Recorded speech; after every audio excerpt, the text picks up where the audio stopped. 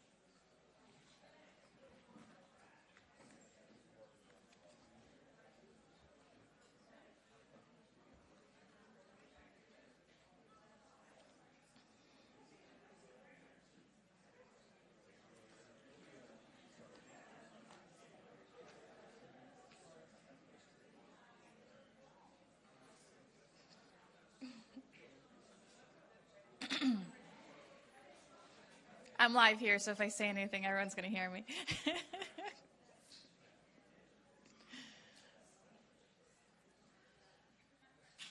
All right, come on in, have a seat. There's plenty of seats still open.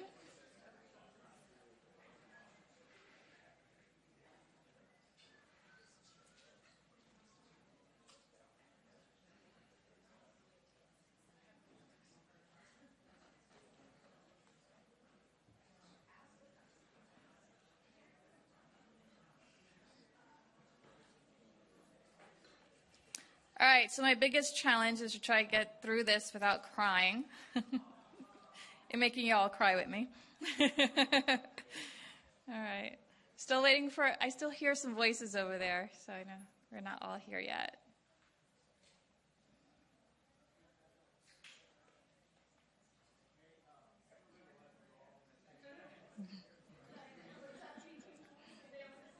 And DJ Carl is offering his services for free right now. Thanks. Kelly, they left a spot open for you in the front. And for my husband who doesn't want to take one, there's 4 spots. All right.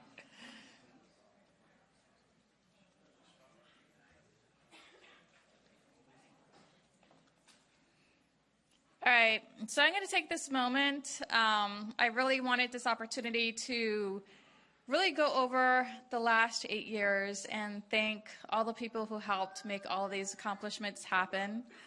I don't think I have all of them because we actually did accomplish a lot. So.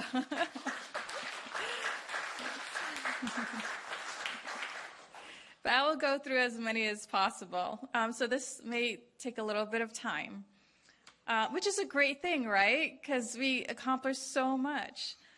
So I first want to start off by thanking everyone. I'm going to go back to 2016. And, you know, we had a commissioner here who was not really serving the people, wasn't listening to the people. And it was March. And no one that we really felt we could trust was stepping up to the plate. So that's when I decided to step up to the plate and run for office. And that was March. It's a little late in the game. So I had very little time to get everything together and run a campaign, which I had never, ever done before. And my husband had never, ever done either. And I don't think we've ever thought we'd ever be doing something like that as well. It was completely new to us. We did sacrifice some Saturdays, though, in the beginning, which was amazing. We had these classes. And I would say, I guess that's the first people we have to thank. And, Carmen Torres had introduced us to this class. And there was a few other people there, and it was teaching people about campaigning for political office and for different issues as well, and advocating for different issues. And it was at UCF, and we spent, I think, 5 Saturdays there, give or take. And that was in the beginning of our campaign, when the Saturdays was the most important time, because that's when you had your time off from work and was able to go canvassing and knock on doors. And instead of going and doing that, we were in this class, learning how to do it at a very important moment in the campaign. Like I said, we were starting late. But it really was worth it. We learned a lot. We met a lot of people. And I took notes. I mean, I still have that notebook. And I was going through it like more recently, and my goodness, the notes I took. So I was a very good student. And we did it, and no one believed in us. No one thought we could win. Like I said, we got into the race late. No one really knew who I was. I was just this person from rural East Orange County who started Save East Orlando and worked with a bunch of people there who people didn't know either. And I wasn't connected, and so I had no chance of winning whatsoever. But there was a small group of people who did believe in me, and they supported me. And Tom Nerut, you were one. He was very supportive, from the very beginning, all the time. Kelly was supportive. Eugene, I'm just trying to pick up. And please, if I do not call you, you know what? Just raise your hand and be like, hey, I helped you too. Do it. All right, so who else helped me here in 2016? Okay, Jeannie McKnight, Jimmy McKnight. I think I saw a hand here somewhere. Okay. Oh, Matt. Oh my gosh, he is amazing, by the way. He does video and graphics.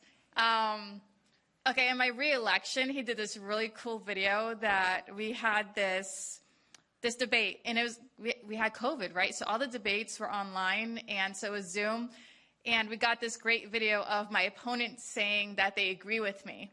So I told them, I'm like, okay, take all these parts where they say I agree with, Commissioner Bonilla, and just put it into this video. It's going to be this compilation, and it was, I have to say, the best campaign video I have ever seen. If you haven't seen it, you should go check out my campaign Facebook page and find it.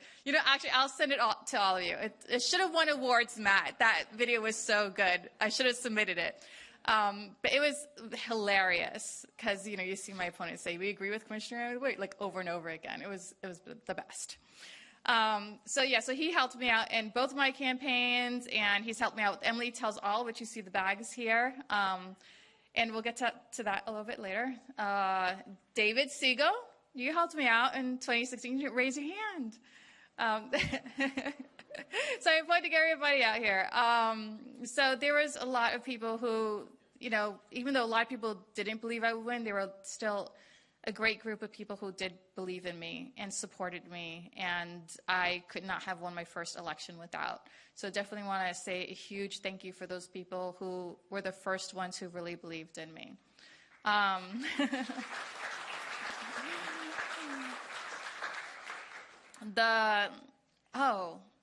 I have to give a shout out to George Soros. And Marcus Villar, crazy story, our very first campaign. My husband probably could say it a lot better than I could because he's the one who met Marcus Villar at, Doug Head. Oh, see, now I'm going to cry.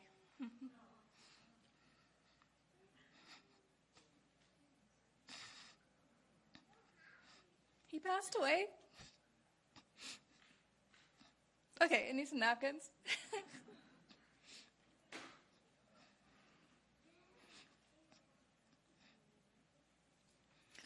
So, does anyone remember Doug Head?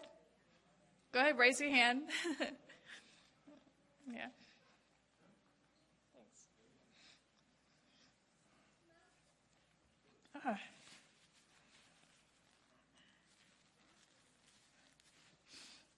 So it was at one of his first Fridays, which he was famous for starting. They started back in the 80s. I think it was it was like that long ago that he did First Fridays. And very well connected in the political world here in Orange County. And he, at one of these First Fridays, we found out about it. We went, and that's where my husband met Marcus Villar, they were just talking, and George Soros was actually looking for some people local campaigns or candidates to back. And I happened to be one of the first local campaigns that they had backed with their PAC. So that was life-changing, because that really put a big, really moved our campaign forward, because we were able to then have some mailers go out and stuff like that we wouldn't have been able to do without that support as well. Marge, are you here? Oh, yeah. So she helped out. The Sierra Club endorsed me, too, in the first campaign, and she helped out a lot as well. There was Florida Rising, who also supported and helped out, and, they did some door knocking, and, some of these PACs, I don't know really all the things that they did, because they can't coordinate with you, but they did a lot of work that also helped out with the campaign. So definitely want to say thank you to them as well. So, okay, the next thing I wanted to talk about before I get into the accomplishments is leadership. So, growing up, a lot of people know about my story. I had a tough childhood, abused, neglected, whatever. But, one thing that, looking back at my childhood and my life, going through therapy, is that you start thinking about some of the things, that you went through, how it connects to your life today. And my friends were just drawn to me, as a leader. And, I remember this one time we were building this clubhouse out of just wood that was laying around from a nearby construction site, which, oh my gosh, the things we did in the 80s, I'm surprised we're still alive. But we're taking this wood from this construction site, right, and building this clubhouse and stuff. And we're like, oh, we should have a leader of this clubhouse. And my friends chose me and stuff. And, it's just situations like that. And, I not really got them into trouble, but, I always had these crazy ideas, and they would just go along with it. And I see people smiling, because it sounds like me a lot today, right? I have all these ideas, and you all went along with it. So thank you for that. But I like to say being a leader, and even as a child, I never saw being a leader as someone who was just telling everybody what to do. That was just never me. Even as a child, where people just, gravitated to me, hey, Emily will lead us. It was more like, okay, you chose me to be your leader. Now, how can I help you? What can I do for you? And so my biggest thing is you got to be a good follower in order to be a good leader.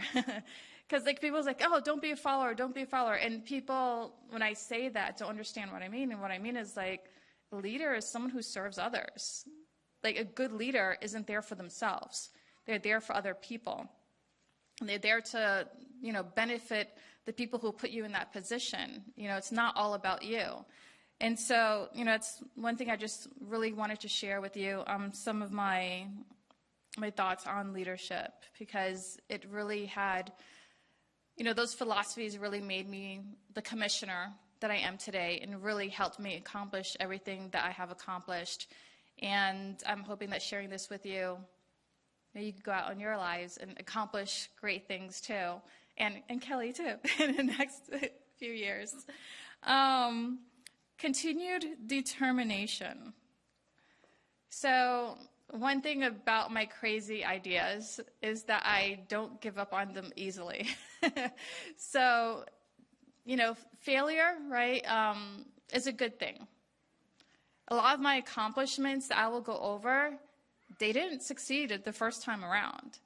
I had to continuously be determined and not give up and keep going and going and going, and being flexible and open-minded and listening to other people's ideas and implementing them into the crazy idea and to make it work and to get everyone's buy-in. And so that continued determination, that flexibility, that and that really gets other people to respect you too when you're open-minded and you're listening to them and implementing their ideas in order to get that buy-in.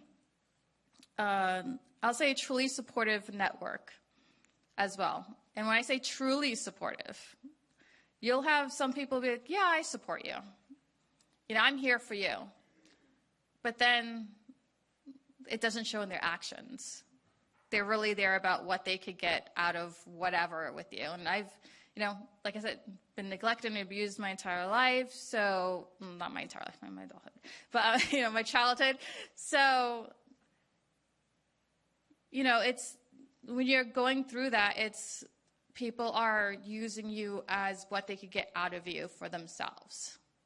And so when you go through your adulthood, you meet a lot of people like that in your life too. People try to, look, we're all human, and human beings are selfish. And so human beings are going to try to get what they want for themselves, for the most part. There's a lot of good people in this room, I'll say, like, look, if you're in this room, it's because you're doing some good work and you're a good person and you want to make a difference in the community, and that's why you're here. This wasn't just an open to the public meeting. It went out on my Facebook, but, it's, you guys were intentionally invited to this. So you're a room full of amazing people that I am so happy to know, and I'm going to cry again, and, have been able to accomplish a lot with. But there are other people out there who just want what they can get from you. But having a truly supportive network of people who truly are there to support you and believe in your crazy ideas, that's what really then helps you turn those crazy ideas into reality, because you can't do it yourself. You need a community to be able to make things happen. And that's what you all have been to me. So thank you for that.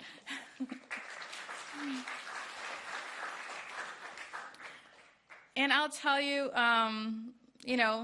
so that you don't have to go see a therapist, as much as I do, have boundaries and respect them. I just talked about how the people are selfish. Well, if you don't set those boundaries and respect them yourself, other people are not going to respect your boundaries. So that is truly important, and, it'll keep you sane. Your ability to face and overcome challenges are also very important in being a leader. And my husband could tell you, I'm always like, why are things so hard? Why can't it be so, why can't things be easy for me? I went through my whole childhood with all this, bad stuff that happened to me, and now I'm an adult. Why can't being an adult be easy? It's not, and I guess it's not realistic to think that either. Life is hard. Life is challenging. Nothing worth gaining is easy. We fought hard. We fought hard for a lot of things we've accomplished. Lots of challenges. It did not come easy. But, and I'll get to that. But we did it. And it took a lot of hard work, determination, overcoming the challenges, overcoming the industry and people, special interests with their own selfish agendas to get to where we are today. So now let's see what some of those accomplishments were. Okay, the first one was advocacy for affordable housing initiatives. So everyone here, I know you've all probably felt the struggles, or someone your children, your adult children trying to find a place to live on their own. It's definitely been hard. 2018, 2019, we were studying that here in the county, And the developers always were like, oh, it's because we don't have enough inventory. And so if you let us build more and you cut our expenses more so that we could afford to build more, then we'll have more inventory and then things will be more affordable. Well, they start looking at the numbers and pulling the numbers, the county, what is what I mean by they. And when even I believe that supply and demand lie. I come from a marketing background, business background, and everything's about supply and demand. So when they were saying the supply and demand, spiel, I believed it until I actually saw the numbers. We had almost double the amount of housing units than we had family units. So we didn't have an inventory problem. At that point, I knew our problem was an affordability problem. We needed affordable inventory, not just inventory just to build inventory. And so that really changed the conversation here at the county. And we started looking at, how do we create affordable units rather than just looking at just building inventory and building that up. So that was my earlier advocacy situations with affordable housing. So next, building on that, right, we had COVID happen. And when COVID happened, I realized that the rents were going up. They were increasing about 20% at that time. And this was 2020. And I still remember this day. It was a virtual Zoom meeting, WebEx. And I was bringing to them the idea of doing rent stabilization. They completely just killed it, didn't want to talk about it. I spent so much time on that. My staff spent so much time on the research. I hope she doesn't mind me sharing this, but I had a Republican aide. She was like, totally no, you can't do this. Rent control is bad, bad, bad. And it's outlawed in Florida. And I was like, just do the research. Just do the research. So when she dug into the research, she looked at me, this was now 3 months in, and she's like, Commissioner Bonilla, I think we could do this. And I was like, you see, just do the research, and then you'll see if we can do it or not. So that died, though, and then moved forward 2 years, and Wes just showed up. And Wes was with me at that time in the office, and we dug up that report because things were getting even worse. So now the rents were going up like 30, 35%. And people started coming to the BCC saying they can't afford their rent. And this was the time to do something about it. I was like, okay, if we didn't have a problem back then, we definitely have a problem now. It's like the percentages are almost double what we had before. So at that time, then I brought it back to the board. Now there was pressure on the commissioners because people were complaining to them, calling their offices. And we got it moved along. And moving forward on that, we got it to the ballot. And we got a 59% vote on that, which was amazing. And if you look at the numbers, it seemed like people just came out just to vote on that and then go home. It was crazy, the way people voted on that. But then we were preempted by the state. Right? Thank you, Florida. And I know we're probably all like really feeling last night. So, yeah. So after that, we had Live Local Act, which the good thing about the rent stabilization, though, even though we were preempted, that really pushed the state to have to do something. So they came out with the Live Local Act. Unfortunately, it made things worse here in Orlando. They had provided some tax incentives for those who had certain price ranges. And we just already had a lot of that inventory. And so what we had happen was these apartment complexes were applying for this tax incentive and increasing their rents, which they could do and still qualify for it. So it was making our rents even worse. So I did bring it up to the board to talk about that, and we had opted out of that. But that didn't come without Pasco County. I have to say thank you to them because they actually, approached me about it. They gave me information that was not provided to the counties at all, and they had someone in the inside who was able to give us this list, and they went ahead and they helped to lobby the state for an opt-out from that option as well.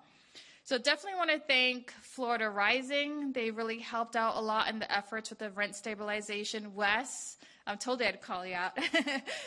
Thank him for that as well. And Local Progress. If you don't know about Local Progress, you should go check them out. They're an organization that helps with different local government elected officials, and they provided a lot of support as well. All right, so definitely, since 2010, I've been advocating for smart growth and sustainable development. And as you can see, some of the amendments we had, well, you guys know all about that. So I'm going to move forward a little bit to the revival and reform of the Green Place program. So this program, is anyone from EPD here? Oh, I did invite them. We have some from pets here. But this was before your time, before you got here at the county. So they were going to change the administrative regulations on the Green Place program. And the acquisition of environmentally sensitive lands is what we also called it.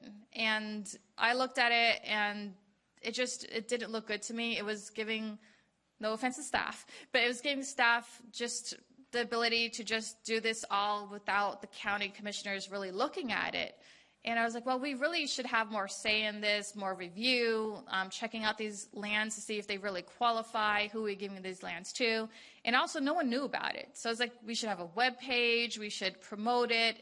And, I did some more research, and Collier County was one of the examples I brought up, and they had an advisory board. So there was, again, my crazy ideas. So brought those crazy ideas to the county, and we start looking at that. Thankfully, I got the board to agree with me.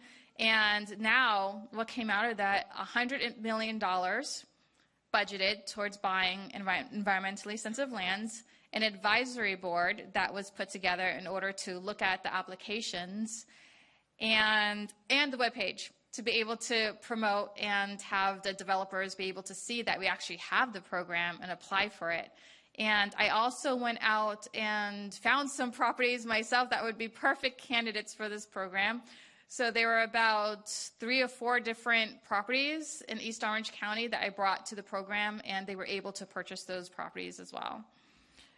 So that now we have about, 23,778 acres of critical environmentally sensitive lands in the ownership of Orange County to preserve forever.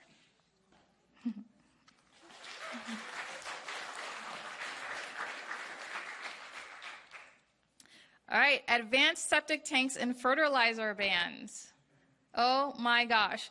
So Eric Rollins, he didn't come, did he? I don't see him here, didn't notice. So Eric was a real, he was really important in this. He came to the county, he spoke, he fought for the fertilizer bans. We also had Marjorie Holt with the Sierra Club, who also, did some research, brought it to the county, spoke about that as well, and they really pushed it. But what happened was we had the special interest, the lawn maintenance companies. They didn't want a summer ban. And so what I was able to push on for that was some marketing to let people know, hey, don't fertilize during the summer. Do y'all know that? Don't fertilize during the summer because it rains so much, and so the rain really washes it away into the drains and then goes into lakes and rivers, and it pollutes. So that's why we don't put the fertilizer down in the summer. Well, the lawn maintenance companies didn't want that, so we had to just kind of push forward and ask for some studies, so we were able to get some studies done. Advanced septic tanks was another one that I was pushing for, and I just thought that the whole county, didn't get the whole county, but I'll tell you what we did get. We got studies on that as well. Well, both these studies came back and showed that, yeah, the fertilizer was polluting our our lakes and our rivers and the Wekiva Springs. And so we did have to stop doing summer fertilizing. So we were able then to get that banned into our ordinances, because now we had the facts, we had data. Data is very important. If you're ever trying to accomplish anything, always try to back it up with data and facts. And then the advanced septic systems. So they also found that that was very critical in certain areas of Orange County. So now we have an ordinance that requires advanced septic tanks in certain areas of Orange County where it's critical, but just not everywhere, although I still like it everywhere. But that was an accomplishment. The acquisition of Timber Bridge Preserve. Did anyone ever hear about the Howard property? So this is a property at the corner of Rouse and, yeah, actually I forgot. Rouse and McCulloch. Okay, where it dead ends there. And it's a property that was on both sides of the little Ikalakache River. And there's this guy, Howard, who had owned that property. It was about 30 acres. He wanted to develop it. I'll tell you right now, though, with these hurricanes, that whole property was flooded. So if he had developed that, those people would have been washed out. But he said that he loved this property so much, and he was going to develop it in a way that really made it look nice. But the people there did not want it developed. They wanted it preserved. And I was able to negotiate him, because he was going to sell it. And so we were like, how about we buy it? I negotiated him down from $9 million to $5 million to purchase that property. My first multi-million-dollar negotiation ever. So I'm very proud of that one. Let's see, the animal shelter expansion, thankfully with the previous board, we did approve that budget, but it's still in the works. And what we did find out, though, they did do a study, and a couple of years later found out that we actually need a new shelter that was double the size of what we originally needed. So y'all, please adopt a pet. Don't go to the pet store. And that goes on to my next one, which is the puppy mill ban. And I definitely would like to thank the Humane Society for that one, and all of the animal rescues around. They really came out. Is anyone here from that? Okay, we don't have them here.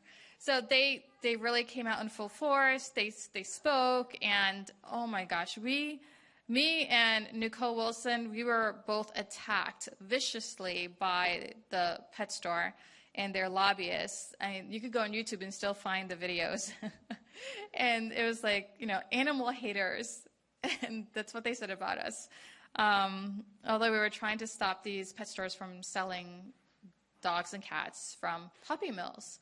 And there was a rabbit rescue who also came and said, well, you should add rabbits to that as well. So we did. Yeah, don't buy rabbits during Easter either.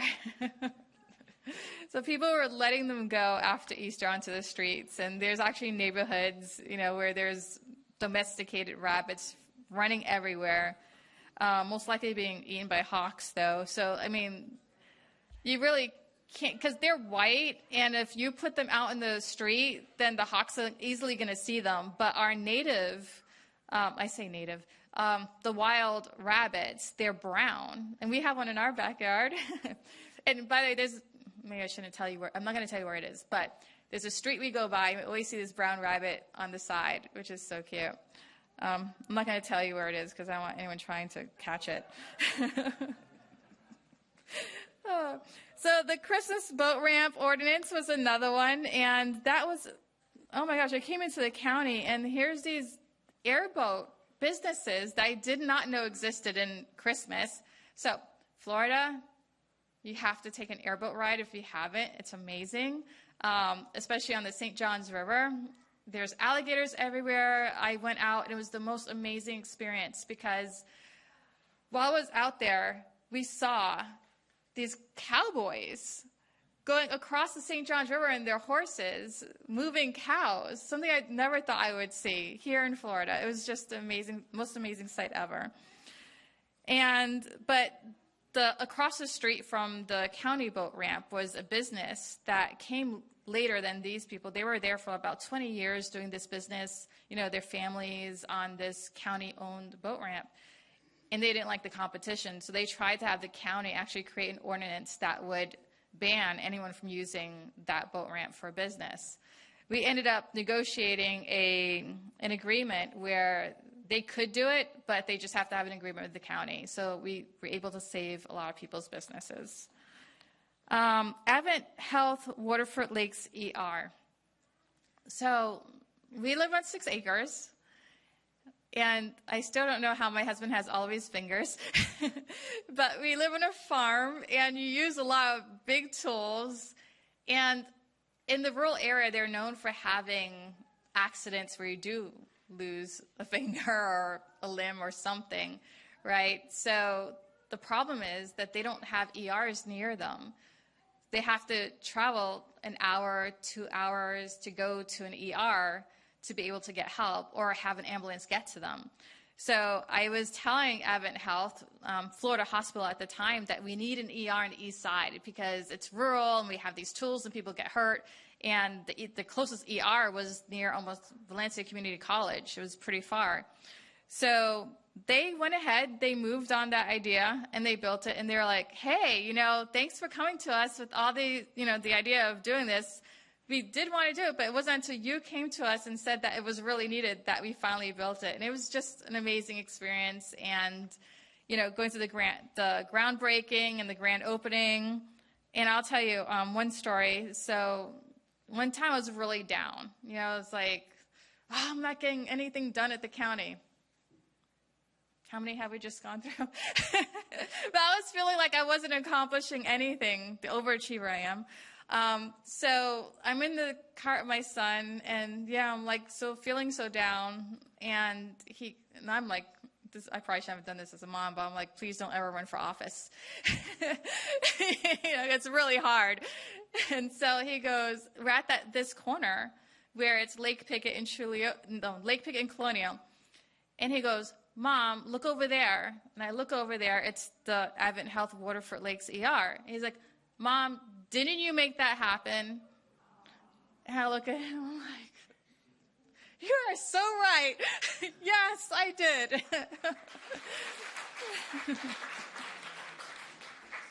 So sometimes it takes other people to remind you of what you've done. Because sometimes you're just so into it and trying to get things done that you don't see it yourself. I've been the last 8 years, go, go, go, go. It's like I get one thing done. I don't even get to celebrate it. I'm moving on to the next one. So bear with me with this long speech here, but this is my first time actually slowing down and celebrating all these accomplishments in 8 years.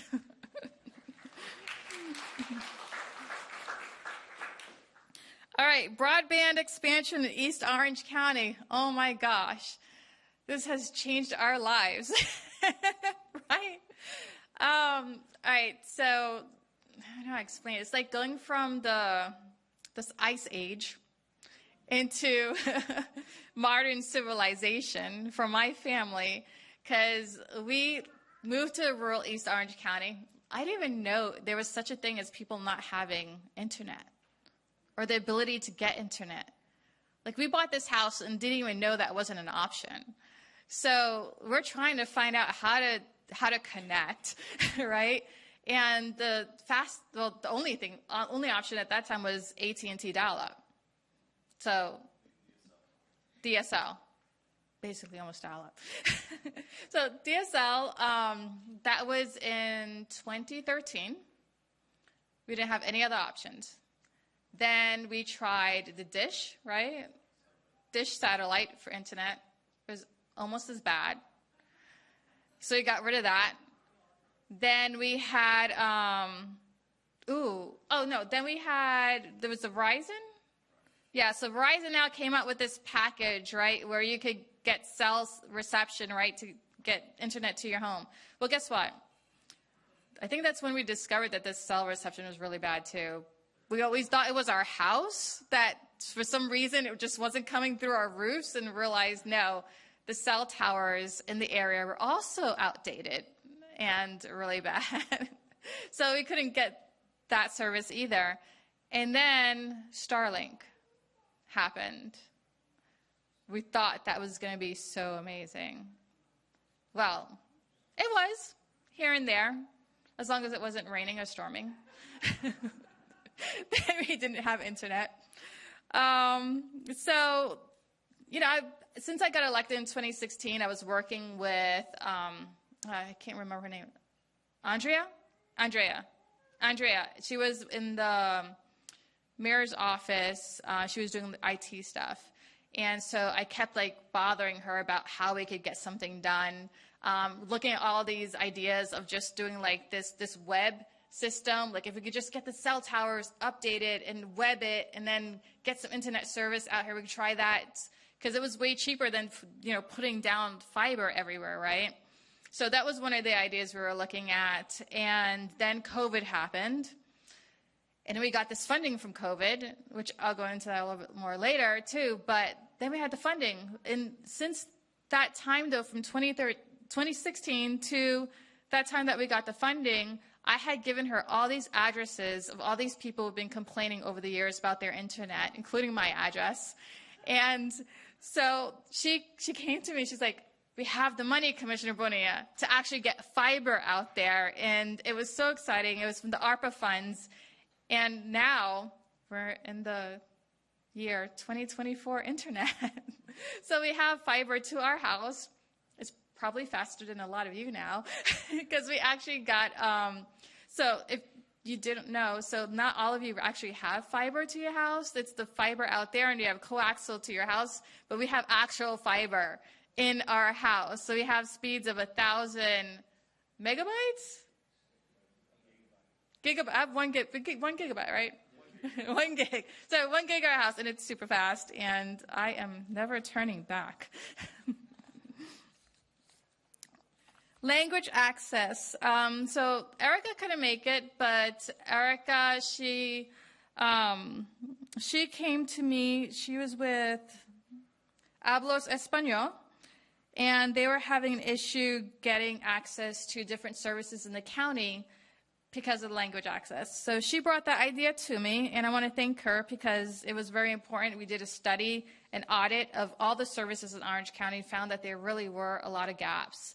And because of her and her efforts, I don't know if you saw when you came in, there's this board there with all these languages. Well, that's because Erica. So thanks to her for that. Puerto Rican Migration Task Force. So this was back when Hurricane Maria happened. And, it was a really hard time at that year as well. But there were a lot of deaths in Puerto Rico, a lot of infrastructure that was destroyed.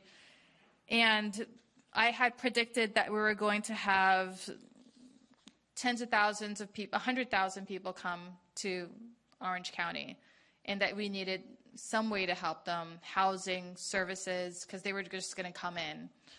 And that memo that I had sent to the county actually got out to all the media.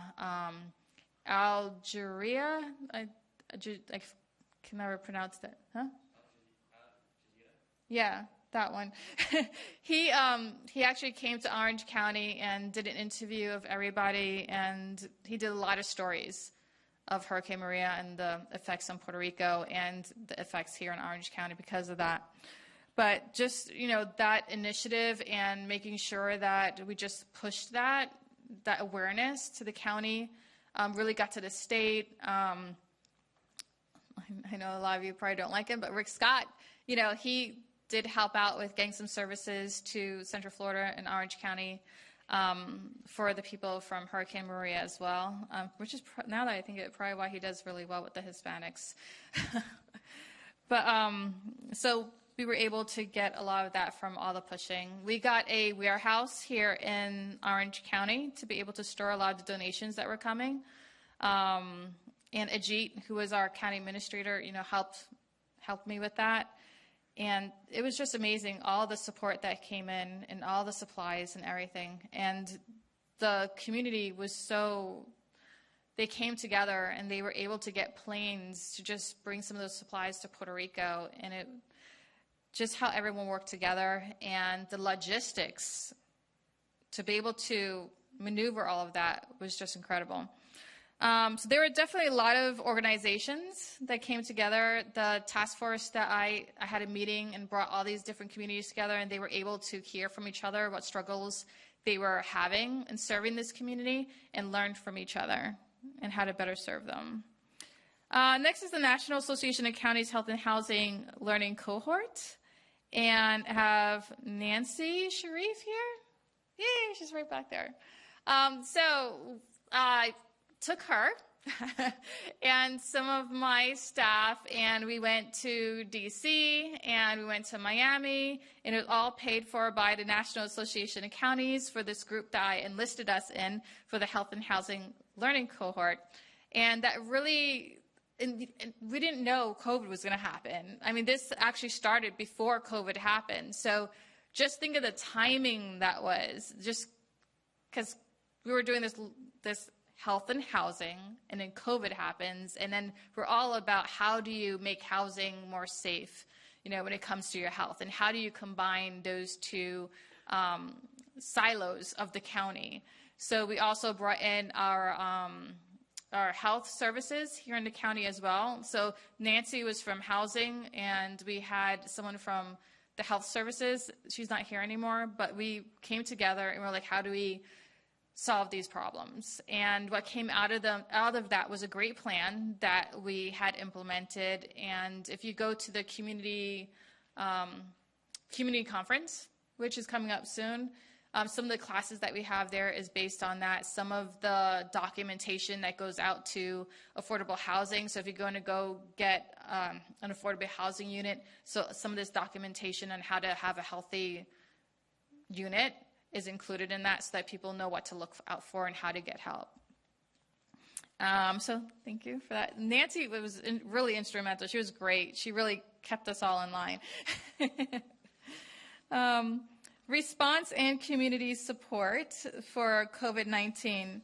So that definitely was a hard time for everyone. And getting resources was just difficult because the resources were all over the place. So what I did was I created a web page where I just searched everywhere for whatever resources I could find and put it on this web page, translated it into Spanish as well. So we had it in English and in Spanish, and those resources were shared with everybody for anyone to find out how to get grants for whatever. They're having housing issues, like all of it was there. COVID-19 federal funding advocacy. Well, the National Association of Counties, which Kelly definitely have to get involved with, because now she's going to be a commissioner. There's different committees that you could sit on in that organization. And one of the committees that I sat on, we were like, okay, we have this COVID happening. Now, traditionally, the funding would just go from this federal level to the state, and then we'd have to go to the state as a county to ask for that funding. Well, the counties all across the nation, we need that money right away. We need it directly to us so we could solve the problems that we were having locally. So in our committee, we knew that was an issue, and we lobbied the federal government to have that funding come straight to the counties. And all the services that everyone was able to get from COVID all came out of that committee, because otherwise we wouldn't have been able to have that funding. It would have went to the state. And so because of that committee and all the great work that all us commissioners were able to do in lobbying the federal government, we were able to bring hundreds of millions of dollars to Orange County to be able to directly serve the people we needed to serve. Hurricane relief efforts. Aren't we a little tired of hearing about hurricanes, right? So my first hurricane experience as a commissioner was Hurricane Irma. And I was able to work with the fire department. And you're here, right? Where are you? Firefighters, right there. So they were amazing. They're always amazing. But during hurricanes, we see you even more and see how more amazing you are. So they were able to, during Hurricane Irma, help with delivering some of the supplies. So you have people that were training recruits, right? And so you try to find things for them to do. So they were able to come out and give out a lot of these supplies and food that I was able to get for the community. And also the next year, so Hurricane Ian, right? Sorry, I'm trying to remember all this. All these hurricanes like really blending. Let's just say lots of flooding, and people couldn't reach 911, so they were reaching out to me. I had to connect them with the emergency services, and they were really great going out and rescuing people from their apartments and their homes because they couldn't leave and get out. So just want to say, fire rescue, thank you.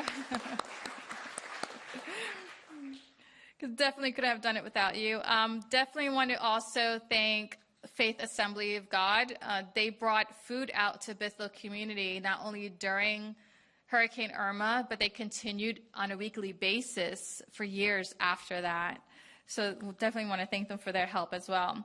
Plurus Acquisition. Kelly, you're going to have to take this over.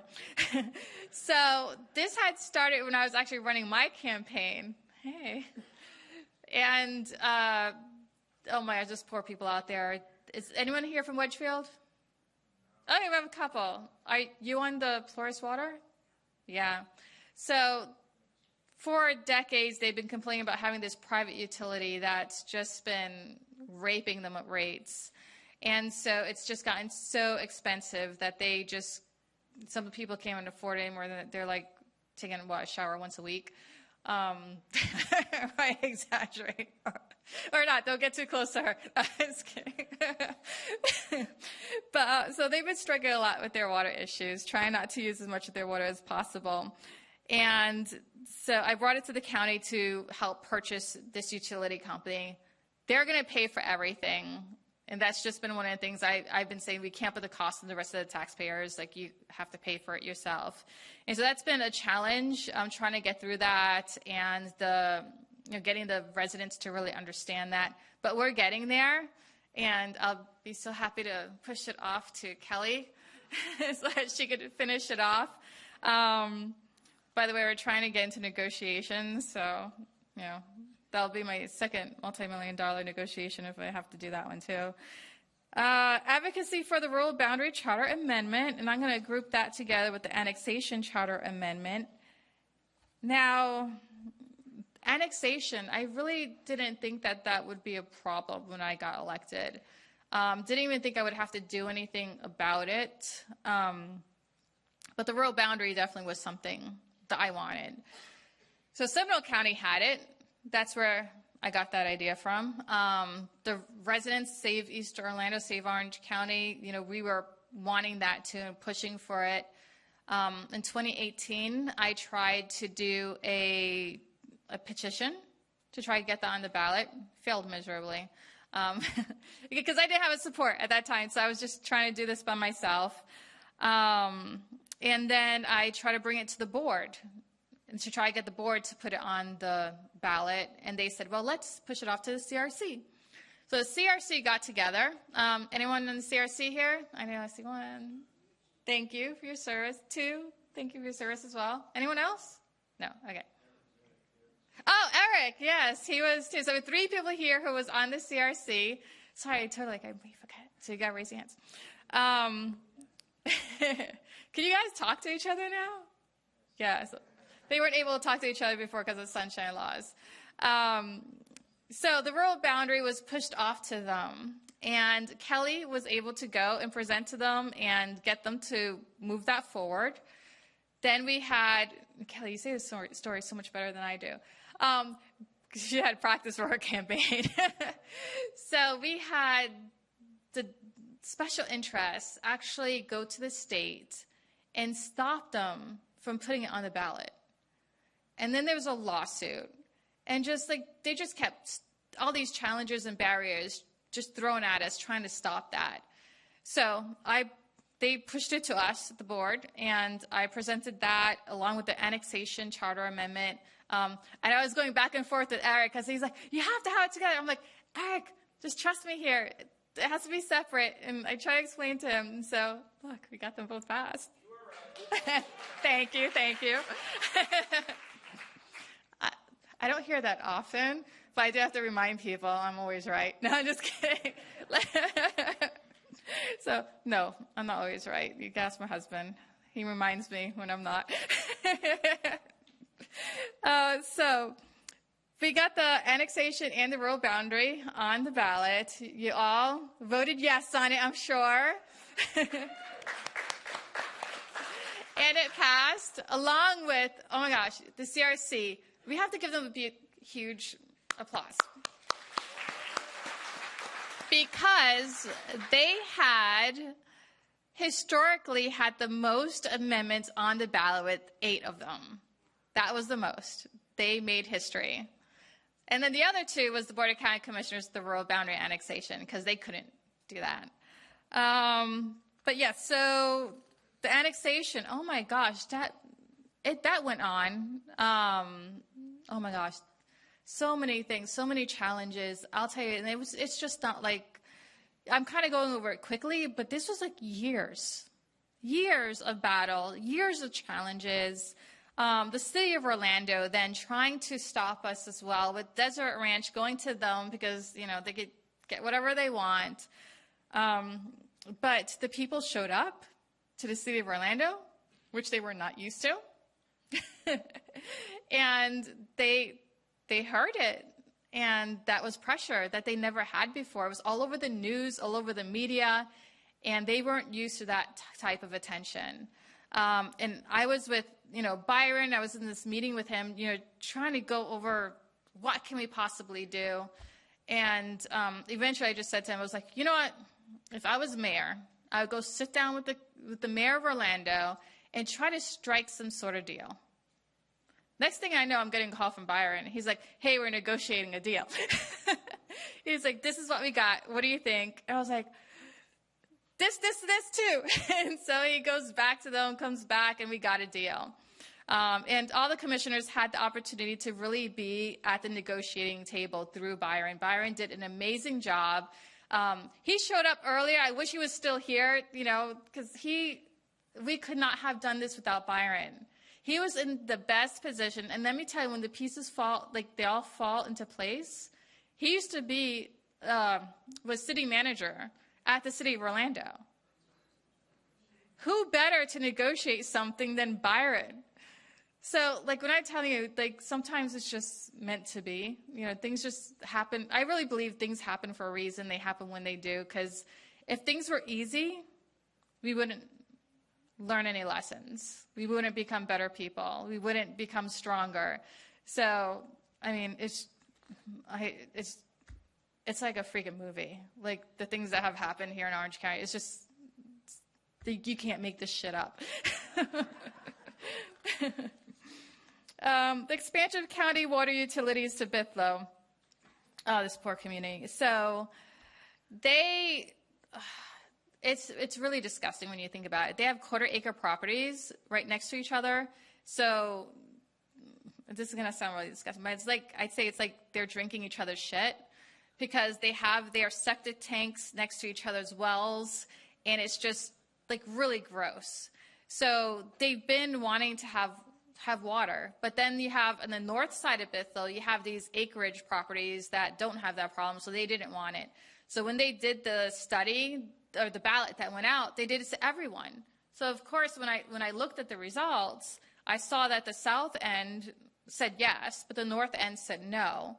So the COVID funding came, and so I said, let's do the south part because they wanted it, and we only have enough money for so much. And then the north part, maybe sometime in the future when we have the money. And so that's what happened, and we were able to get clean water out to Bithlo. Collaborative advocacy for jail diversion for individuals with mental illness. So this, Rachel Allen, I don't think she's here, no. But she is an amazing woman. She's with the Peace and Justice Institute. And she had brought a bunch of us to Miami to see what they were doing there for diversion for people with mental illness from going into jail.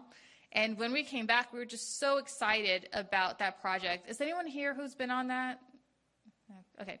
So this project has just really gotten a lot of the different organizations together when it comes to homelessness and just bring up different ideas. And one of the negotiating pieces in the annexation agreement actually came out of that. Do you see how the pieces kind of just fall into place, right? So they wanted a low barrier shelter because they've been studying this for a little bit in the city of Orlando. And now with that whole state statute that came along that, arresting people for camping out in public lands, they really needed a shelter that, could take in people. But they needed specific low barriers so that anyone could just go there or be dropped off. And so we were able to get that into that annexation agreement as well. And that whole idea, though, started from this Miami trip and these organizations coming together and sharing what the needs really are. So it's just amazing how when people get together and they start talking, that they really start, working together, coming up with all the ideas and getting things done. Film incentive is another one. That's a pretty long story for me, though, so I will shorten it. I went to film school. I thought this was going to be the next Hollywood. Didn't turn out that way. Film incentive for the state was taken away, so I started seeing some of the other counties getting it and thought, why can't we?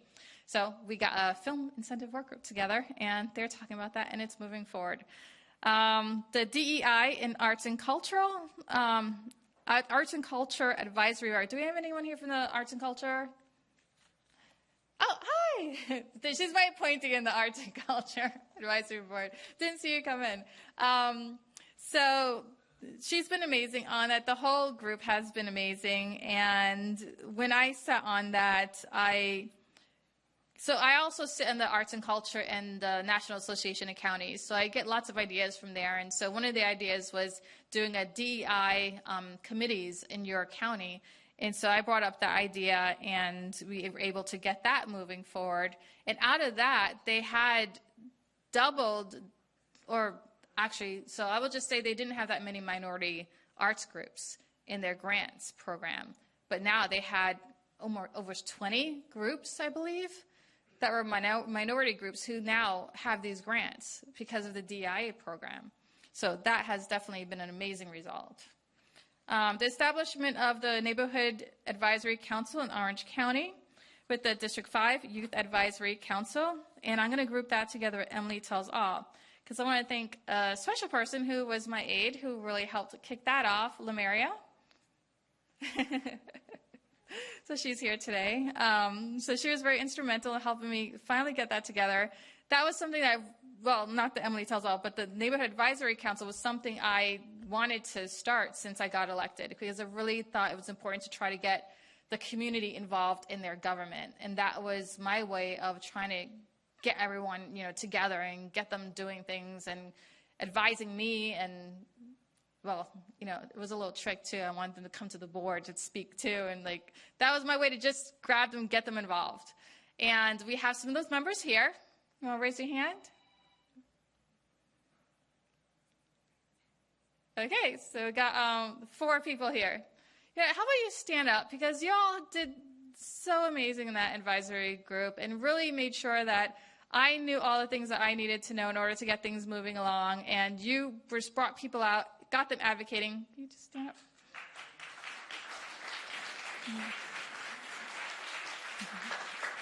And stand up, you as well. Sorry, I'm trying to remember your name, but could you help out? He wasn't really on the group, but he was a committee who helped with the Vision 2050. He did an amazing job. Oh, Tom Naru as well. Stand up, because the amount of research they did on Vision 2050 was just amazing. They really took that and went with it. Emily Tells All. You got the bags, the goodie bags, right? Please make sure you subscribe to my YouTube channel. So Emily Tells All, one of the things I found at the county that was an issue was that no one knew what the county really did. No one knew about the services. No one knew about the nonprofits and all the great work they were doing. So Emily Tells All is a YouTube channel with interviews of all these organizations to be able to help the public see what they do and get the public involved in volunteering or signing up for their services if they need it. Because nonprofits, they just can't afford marketing. And so this is something to really help get them out there. In addition to the county services, too, because county services really don't have a marketing budget either. So I was able to get some of that information out there as well. So that was my last accomplishment. Well, not really, but the one in my presentation. We definitely have a lot more accomplishments that we did have here in Orange County. And I do want to give a couple of minutes for some people to just come up and maybe share some of their experience here working with me in District 5. So I will start off with Marjorie Holt, because I warned her in advance. And I may call in someone else too, so just think a little bit while Marjorie speaks. Yeah, you can come up to the podium. No.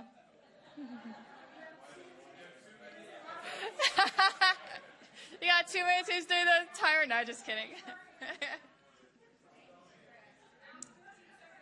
Well, thank you. It's a great night.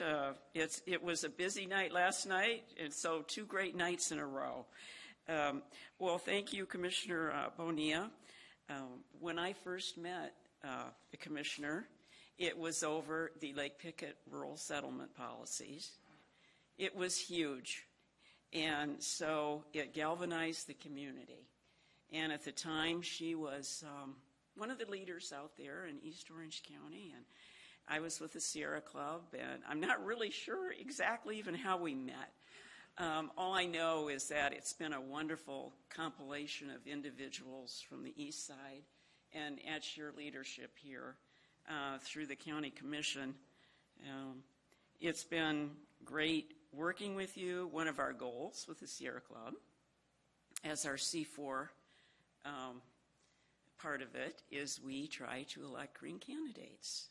And so we endorsed Emily, and she came to the forefront against a big competitor who's well known in the community and been entrenched with the county for years, so we really appreciate that. But I really appreciate the fact that she tirelessly worked to protect Split Oak.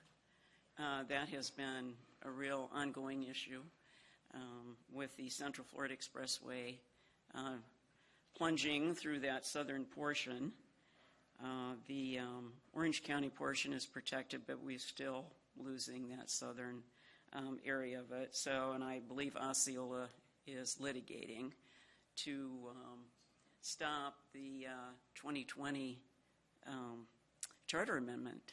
They believe that it's the wording is off and that shouldn't be there. So we'll see how that turns out.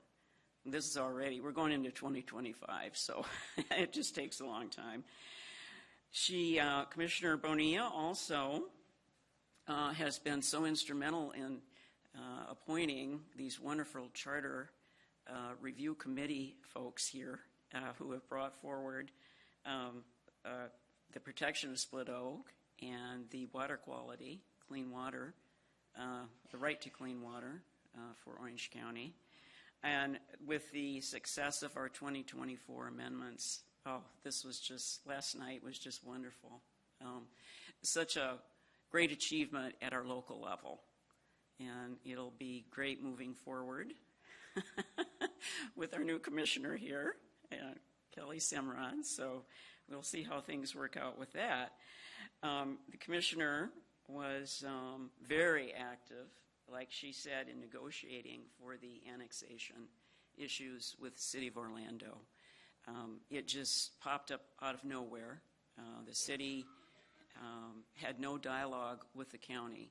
So the Sunbridge annexation of over 7,000 acres was our first clue. And then the county has now gone southwards towards Split Oak and brought that land into their coffers.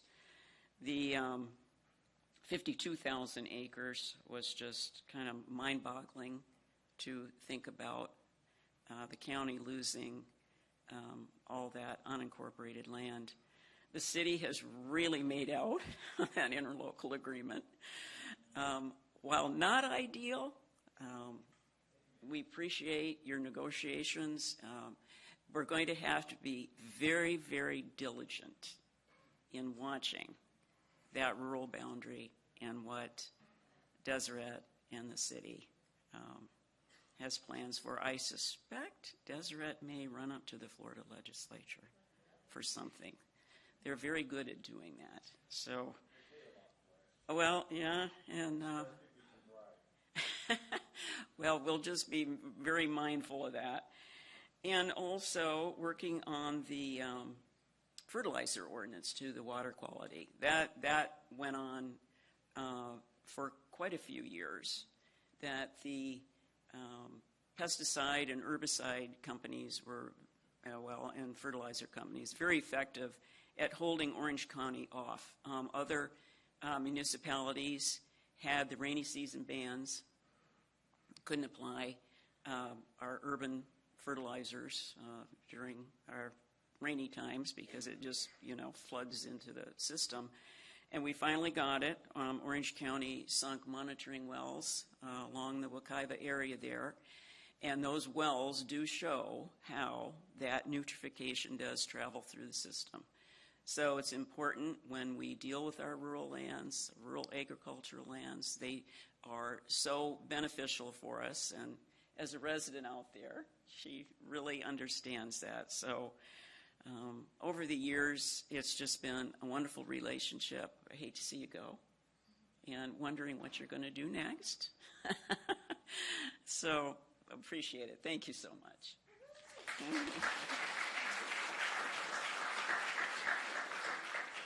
All right, so next I would like to bring up Coach Ruben. So I didn't really talk about some of the things that he has done, but I had appointed him to a board, and I'll let him talk to you a little bit about that. Yeah, just got back from Romania. I actually have the shirt on. I was able to coach Team USA in the ancient Olympic sport of pancration, which we call MMA now, mixed martial arts. Ms. Bonilla might not know of this, but one of our local 15-year-old mentees, his mother was just here. She had to leave to go pick up her other son. Placed gold, brought back the gold medal, right? And part of our Gloves Up, Guns Down initiative. I talk in front of hundreds of people, but for some reason I'm very nervous to talk right now because I wanted to bring her one of our kids' medals, right? But if I could open my chest and give her a piece of my heart, I swear I would. And I know she's married. It ain't that type of love, right? Me and her husband, good. It's not that type of love. How many of y'all have heard of the Credible Messengers? Okay, so I happen to be the only person in the state of Florida with a record that went to prison at 19 years at the age of 16 for gangbanging that works for a mayor. There is nobody else. And it's because of this woman. And it's because of her. The Citizen Safety Task Force, with a 3-year-old boy and several others were shot in Pine Hills. They put 300-some people wanted to be on the task force. This woman gave up her seat. I don't even live in her district.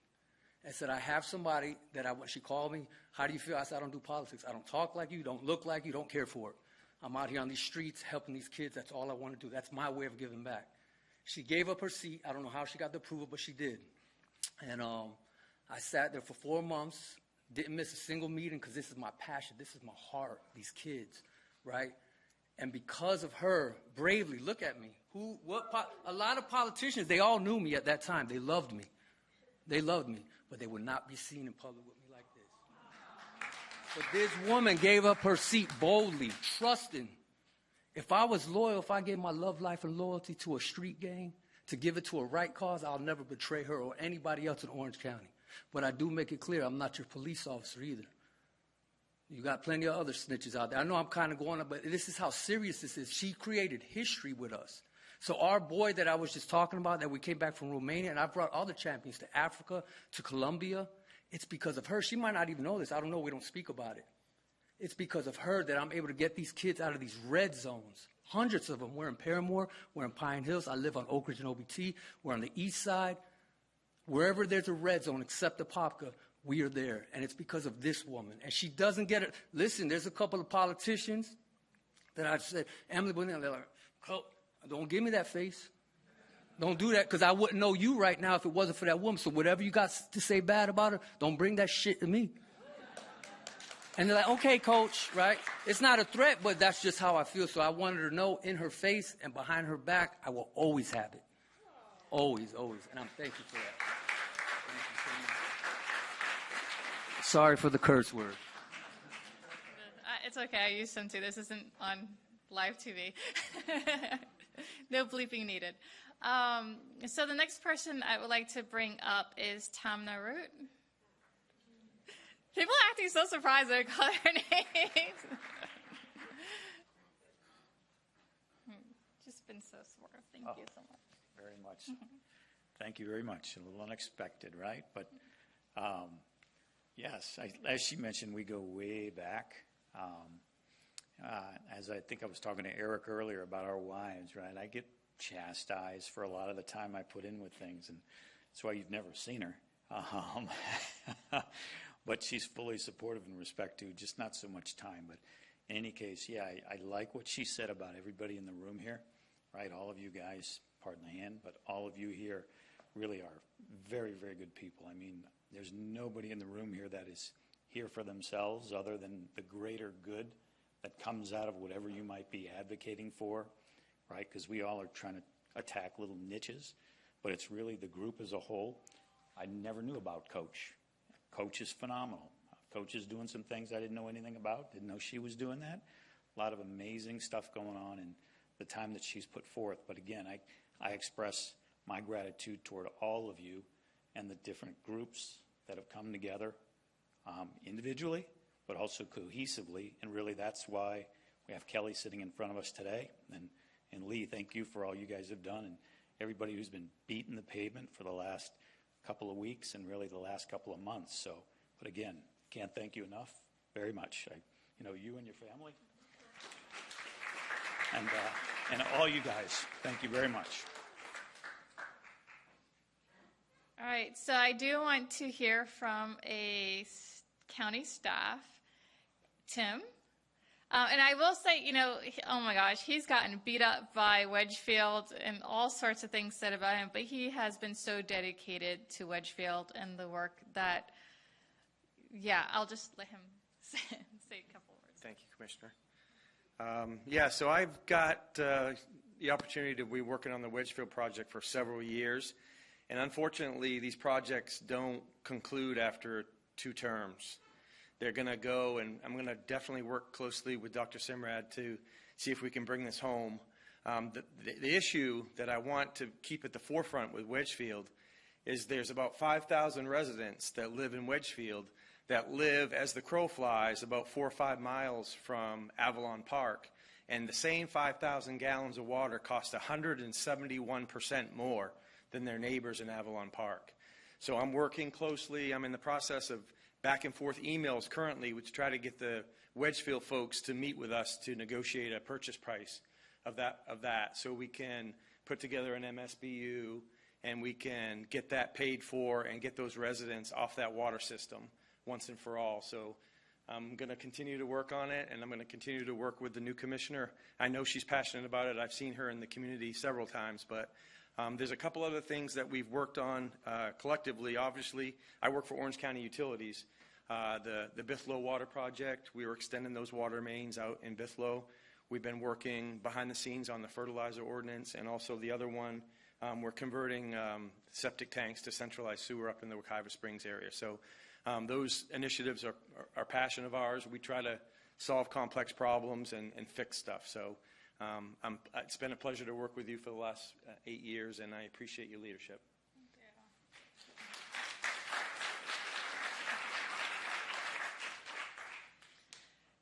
All right, I have a couple more. So I am going to bring up a lobbyist, but a great friend of mine and an awesome person who's done so much great work for Orange County and the CRC. Oh my gosh, he worked it, and he worked hard. Not to downplay Eugene, who, this guy, he has been very effective on the CRC as well. I appointed him on both of them. Amazing work. So, Angel, want to come? I said lobbyist, he knew I was talking about him. Are we on Orange TV or no? No. So it is being recorded, though, but for my purposes. I've gotten to know Commissioner Bonilla very well. I didn't support her when she ran. I supported Commissioner Edwards. Oh, sorry, I don't want to talk anymore. I'm just kidding. But over the years, I've developed a very good relationship with her. She's a very good public official. She's one of the best When she believes in something, she fights for it. I was on the Charter Review Commission along with Eric Grimmer and Eugene Staccardo, and I chaired a committee on government structure. So we recommended the charter amendment that expands the county commission which also passed yesterday along with the others. And she would come to every single committee meeting. She would call me before. She says, why don't we try doing this? And why don't we try doing that? I mean, we could have, we might have gotten rid of the mayor's position had we, but she's very good. And over the years, I've brought stuff to her, and sometimes she cannot support it, and I respect that, but at least her door is always open. She listens. She's accessible, and we're going to miss her a lot. And she's got a great future wherever she decides to go. I will support her. By the way, I supported her in 2020. We did a fundraiser for at iDrive with Josh Wallach from Mangoes, so I did support her. So, Commissioner and Mel, thank you for lending her to Orange County for the last 8 years. So, thank you, Commissioner.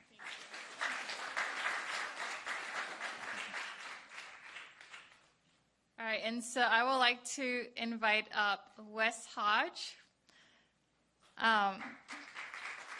He's done amazing work for Orange County, has really given up a lot of his time and years to the party, and I just would like to, and he supported me from the beginning. You took the first line. He helped us out with our campaign, too. Yeah, I was going to say, in 2016, Commissioner overcame great obstacles to defeat an incumbent, which does not happen very often here.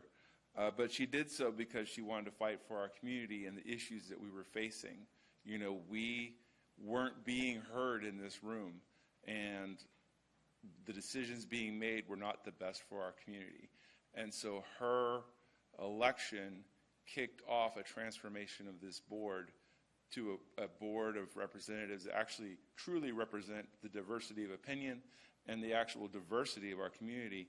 And so we were able to actually have these great conversations now.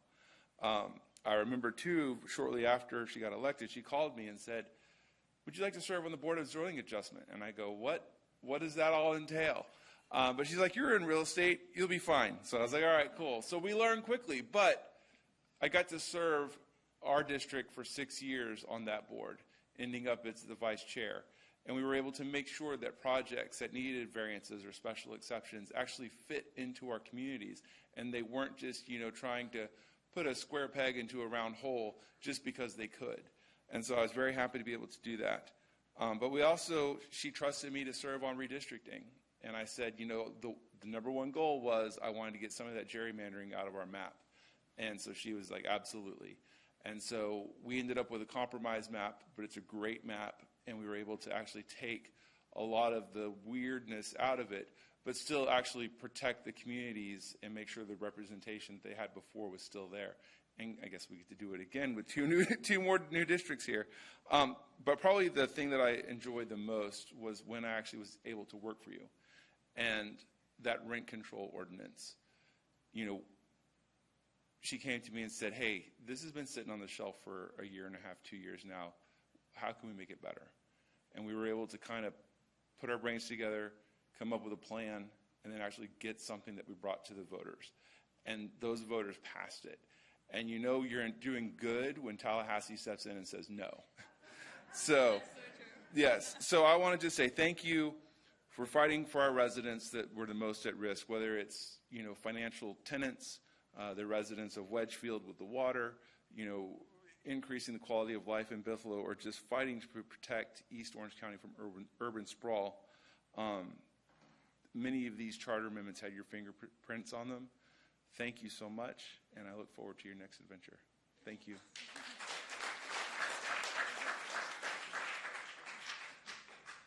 Okay, so I do want to say again, thank you to all of you, and thank you to Lee as well. She has worked so hard in this community and so many things. She's the most passionate person I think I know. Like, she bleeds passion. And Kelly, She's going to be your new commissioner.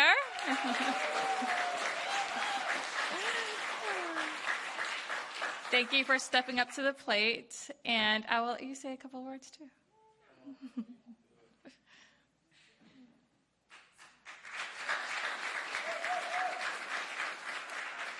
Before I let her start, I just want to say that everyone's been asking me how I feel, and I've been saying content. Because I know the district's in good hands. Like, I don't have to worry about anything. Like, content. Thank you. Well, thank you. Hi, everyone. So I want to just tell a quick story about Emily, very fast, yes. So Emily, I met her when I moved into East Orange County. And she started out, I met her through Save Orange County right now. And as we went through the motions of fighting this mega development, Emily said, I'm going to run for office. And at the time, she had like rainbow-colored hair. And we said, well, you probably need to dye your hair back to the regular color. But she ran, and she never looked back. And since then, for our community east of the Econ, what I can tell you is that she would call us up and throw us what I always referred to as like some Hail Mary passes to try to get the change that we needed to protect our Econ River Basin.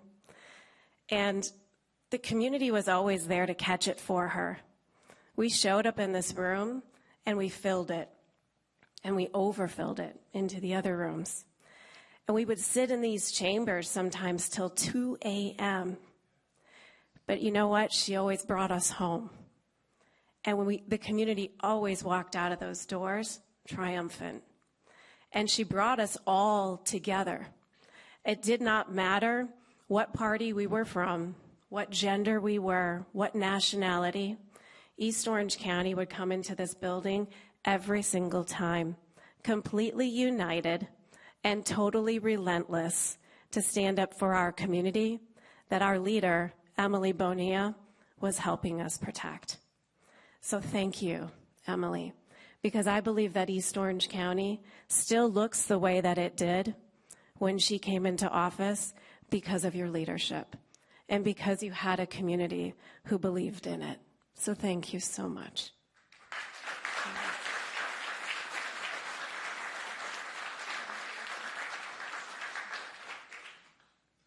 I'm just going to leave it there. I have big shoes to fill, and I'm looking forward to it, and I'm going to fight like crazy for our community. Thank you.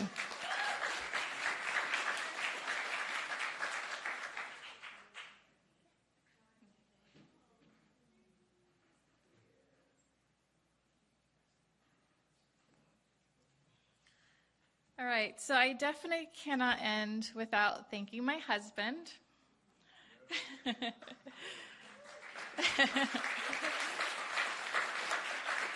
So let me tell you, this is not a job you could do by yourself. Like, if you don't have your spouse on your side and they're with you, 100% supportive, you will not be able to succeed. Like, because he was there to really, okay, so I'll just say it. So, I would cook and stuff, and it came to the point where I was so busy with this job that I was like, I can't do this anymore. Like, he started cooking. He wasn't that great at first, but he's amazing now. Like, we have to invite you over to dinner. Like, this guy could cook a meal. Like, he has become so good at it. But he took up a lot of the slack that I just couldn't do anymore because I was doing this job. Like, this job took 100% of me. Like, I'm sorry if I cry, but look, family comes first. Don't do what I did. My family did sacrifice because I wasn't there for them as much as I wish I could have been. So I did give up a lot of time with my kids. I missed a lot. So definitely want to thank him and my kids for all the sacrifice that they had to put up with as well this last 8 years. And I'm so looking forward to doing nothing and just spending time with them. Can you please come on?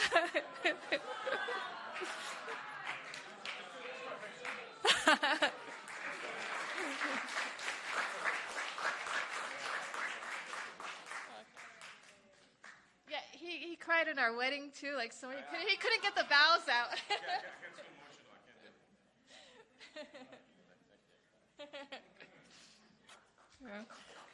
So again, thank you, everyone. I wish I could call all of you up to speak, but it would be here all night. And I mean, look, I'll do it, but the security will kick us out, though. So thank you so much, Lamaria. Thank you so much. I haven't seen her in years. She just came. Thank you so much. I really appreciate all the work you did in my office. Everybody, Tom Glover, too, sitting over there. Our re-election, oh my gosh, him and Mel were like knocking on doors and all sorts of work. Thank you, Tom. Really, everyone, thank you so much. Did Tanya? We even have a new staff member. She just left, though, but 9 months, and she's amazing. She's one to stay in touch with and work with. So, again, thank you. Thank you so much for everything. All right, I'm done now. If anyone wants to take pictures or anything before you go, I'm here. Please take your goodie bag with you.